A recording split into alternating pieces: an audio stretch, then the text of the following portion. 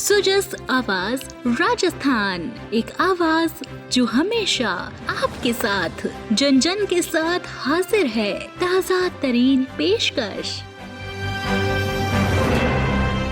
नमस्कार, आप सुन रहे हैं सुजस पॉडकास्ट। मैं हूं आपके साथ अश्विनी। सबसे पहले एक नजर आज की सुर्खियों पर। PM Ayushman Bharat health infrastructure mission के अंतर्गत प्रदेश के क्रिटिकल केयर ब्लॉक्स का शिलान्यास। मुख्यमंत्री ने रन फॉर यूनिटी मैराथन को दिखाई हरी झंडी, कहा सरदार वल्लभ भाई पटेल दृढ़ संकल्प और साहस के प्रतीक। मुख्यमंत्री का व्यापारियों और उद्यमियों के साथ संवाद, कहा राइजिंग राजस्थान समिट के ब्रांड एम्बेसडर हैं स्थानीय उद्यमी। अब खबरें विस्तार से। प्रधानमंत्री श्री नरेंद्र मोदी ने आज नई दिल्ली में स्वास्थ्य क्षेत्र से संबंधित 12,850 करोड़ रुपए से अधिक की परियोजनाओं का शुभारंभ और शिलान्यास किया। इस दौरान उन्होंने राजस्थान के 8 जिलों को क्रिटिकल केयर ब्लॉक्स की सौगात दी। प्रधानमंत्री ने वीसी के माध्यम से PM Ayushman Bharat health infrastructure mission के अंतर्गत प्रदेश के क्रिटिकल केयर ब्लॉक्स का शिलान्यास किया। प्रधानमंत्री ने अपने संबोधन में कहा कि अब 70 वर्ष से अधिक उम्र के देश के हर बुजुर्ग को अस्पताल में मुफ्त इलाज मिलेगा। मैंने गारंटी दी थी कि तीसरे कार्यकाल में 70 वर्ष से ऊपर के सभी बुजुर्गों को आयुष्मान योजना के दायरे में लाया जाएगा। आज धन्वंतरी जयंती पर ये गारंटी पूरी हो रही है। अब 70 वर्ष से अधिक उम्र के देश के हर बुजुर्ग को अस्पताल में मुफ्त इलाज मिलेगा। ऐसे बुजुर्गों को आयुष्मान वय वंदना कार्ड दिया जाएगा। सरकार का प्रयास है कि देश के हर बुजुर्ग जिनकी आयु 70 वर्ष के ऊपर है, उनको जल्द से जल्द आयुष्मान वय वंदना कार्ड मिले। समारोह में शामिल होने मुख्यमंत्री भजनलाल शर्मा भरतपुर के आरबीएम अस्पताल पहुंचे, जहां उन्होंने कार्यक्रम को संबोधित करते हुए कहा, आज भगवान धन्वंतरी की जयंती पर चिकित्सा संस्थानों का लोकार्पण एवं शिलान्यास का कार्यक्रम हो रहा है। साथ ही 70 वर्ष से अधिक आयु के हमारे बुजुर्गों के लिए आयुष्मान भारत योजना में निःशुल्क उपचार की सौगात दी गई है। आज स्वास्थ्य की दृष्टि से उपयोगी कई अन्य कार्यक्रम भी की सौगात दी गई है। आज करीब 211 करोड़ रुपए की लागत से बनाए जाने वाले 8 critical care block Bharatpur, Dholpur, Churu, Bundi, Chittorgarh, Sirohi और करौली में व हनुमानगढ़ का शिलान्यास किया जा रहा है। ICU bed, oxygen, ventilation, isolation bed, operation theatre, अन्य इमरजेंसी केयर सुविधाओं से सुसज्जित इन क्रिटिकल केयर ब्लॉक की स्थापना राज्य में संचालित जिला चिकित्सालय एवं मेडिकल कॉलेज अस्पतालों में की जा रही है। मुख्यमंत्री भजनलाल शर्मा ने सभी प्रदेशवासियों को आयुष, स्वास्थ्य और वैभव के पावन पर्व धनतेरस की हार्दिक शुभकामनाएं और बधाई दी। मुख्यमंत्री ने कहा कि भगवान धन्वंतरी जी से प्रार्थना है कि सभी प्रदेशवासियों का जीवन सुख, समृद्धि, शांति और आरोग्यता से अभिसिंचित हो। धन्वंतरी भगवान जिन्होंने जिस तरह से आयुष का हर क्षेत्र में उन्होंने हमको, क्योंकि वो हमारे देव माने जाते हैं, उन्होंने इस क्षेत्र में, स्वास्थ्य के क्षेत्र में हमको अद्वितीय धरोहर है।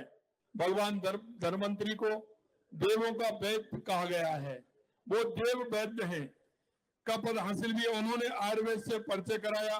कहते हैं भगवान धन्वंतरी को सभी रोगों का चिकित्सा पद्धति में बहुत ही बड़ा योगदान है।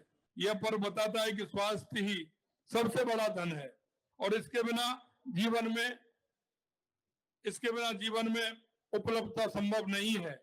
इसलिए हम कहते हैं कि पहला सुख निरोगी काया। मुख्यमंत्री श्री भजनलाल शर्मा ने आज अमर जवान ज्योति पर रन फॉर यूनिटी एक भारत श्रेष्ठ भारत मैराथन को हरी झंडी दिखाकर रवाना किया और उपस्थित जन समूह से राष्ट्रीय एकता दिवस की शपथ का वाचन कराया। इस अवसर पर मुख्यमंत्री ने कहा कि लौह पुरुष सरदार वल्लभ भाई पटेल ने भारतीय रियासतों का एकीकरण कर एक सशक्त भारत का निर्माण किया। उनकी जयंती पर आयोजित रन फॉर यूनिटी मैराथन हमें विविधता में एकता के महत्व का संदेश देते हुए उनके अतुलनीय साहस और संकल्प का स्मरण कराती है। श्री शर्मा ने कहा कि आजादी के बाद जिस तरह सरदार पटेल ने अपने दृढ़ शक्ति के बल पर देश को एकता के सूत्र में पिरोया, उससे नई पीढ़ी को प्रेरणा लेनी चाहिए और राष्ट्रीय एकता के लिए समर्पित होकर कार्य करना चाहिए। उन्होंने कहा कि प्रधानमंत्री की पहल पर सरदार पटेल की जयंती राष्ट्रीय एकता दिवस के रूप में हर साल 31 अक्टूबर को पूरे जज्बे और जोश के साथ भारत में मनाई जाती है। इस साल 31 अक्टूबर को दीपावली पर्व होने के कारण प्रधानमंत्री ने देशवासियों को इसे 29 अक्टूबर को आयोजित करने का आग्रह किया था।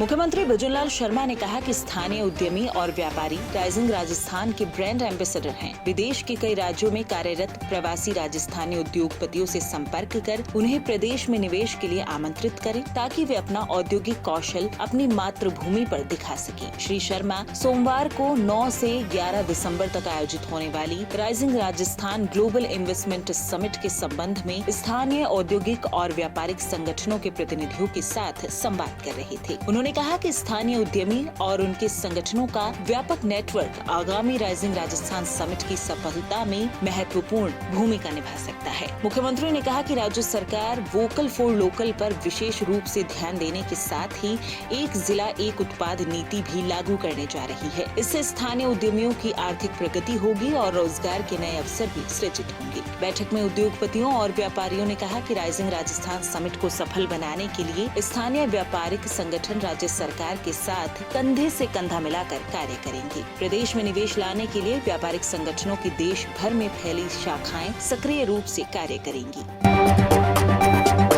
राजस्थान स्कूल शिक्षा परिषद के शिक्षा संकुल परिसर में सोमवार को राष्ट्रीय शिक्षा नीति 2020 के तहत शिक्षक संघ और कर्मचारी संघ के प्रतिनिधियों के साथ शिक्षा की दिशा और दशा पर व्यापक चर्चा हुई। बैठक की अध्यक्षता करते हुए स्कूल शिक्षा शासन सचिव श्री कृष्ण कुणाल ने बच्चों के सर्वांगीण विकास के लिए मातृभाषा में प्री प्राइमरी शिक्षा को जरूरी बताया। उन्होंने बताया कि शिक्षा में बच्चों का हित सर्वोपरि है। श्री कुणाल ने कहा कि 3 से 8 साल के बच्चों के बौद्धिक, स्वास्थ्य और कौशल विकास के लिए उनकी मातृभाषा में प्री प्राइमरी शिक्षा अनिवार्य होनी चाहिए। उन्होंने ड्रॉप आउट दर को कम करने के लिए प्री प्राइमरी शिक्षा को मजबूत बनाने और सरकारी विद्यालयों को सुदृढ़ करने पर जोर दिया। शासन सचिव ने शाला दर्पण पोर्टल को सरल बनाने की बात कही, जिससे राजकीय विद्यालयों में उपस्थिति, मॉनिटरिंग और मूल्यांकन में सुधार होगा। बैठक में शिक्षकों की ऑनलाइन ट्रेनिंग, नियमित दक्षता परीक्षा, पारदर्शी स्थानांतरण नीति और विद्यालयों की सक्सेस रेटिंग पर विस्तृत चर्चा हुई। शिक्षा सचिव ने भविष्य में इन सुधारों को लागू करने का आश्वासन दिया और अन्य आवश्यक सुझावों का भी स्वागत किया।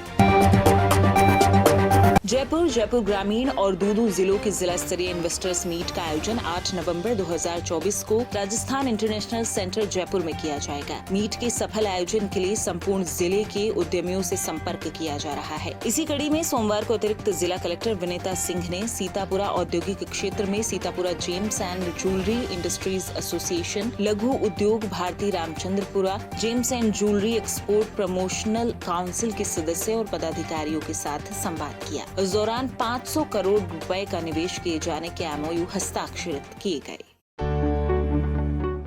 राजस्थान सरकार का प्रयास, सही जानकारी हो आपके पास। राजस्थान सरकार के समाचारों, महत्वपूर्ण निर्णयों और सभी योजनाओं की सटीक और सही जानकारी आपको मिलती है सुजस ई बुलेटिन, सुजस वीडियो बुलेटिन और सुजस आवाज पॉडकास्ट के साथ। इसके लिए फॉलो करें हमारे YouTube channel DIPR Rajasthan official, Facebook page और X handle DIPR Rajasthan. Rajasthan सरकार से जुड़ी दिन भर की खबरों के लिए आप सुजस ऐप भी डाउनलोड कर सकते हैं।